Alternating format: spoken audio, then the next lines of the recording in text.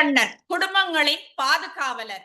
இன்று நம் வீட்டு சமையல் அறையில் எரிவாயு அடுப்பு முதல் உங்கள் கைகளில் இருக்கும் கலைஞர் மகளிர் உரிமை தொகை வரை எல்லாவற்றிற்கும் பின்னால் ஒரு வலிமையான அரசு இருக்கிறது.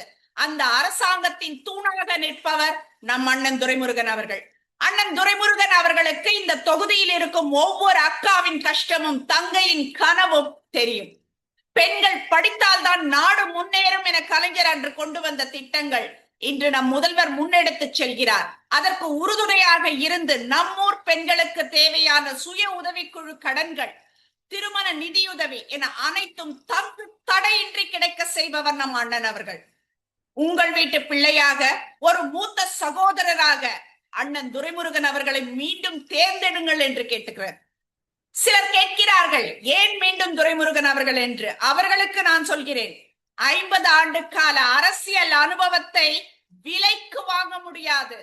சட்டமன்றத்தில் ஒரு சட்டம் இயற்றப்படும் போது அதன் சாதக பாதகங்களை விரல் நுனியில் வைத்திருப்பவர் அண்ணன்.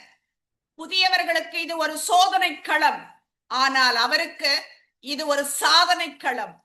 ஒரு நதிநீர் பிரச்சனை வரும்போது டெல்லிக்கும் அண்டை மாநிலத்திற்கும் சென்று நம் உரிமையை மீட்க துணிச்சலும் நுணுக்கமும் தெரிந்த ஒரு தலைவர் தான் நமக்கு தேவை.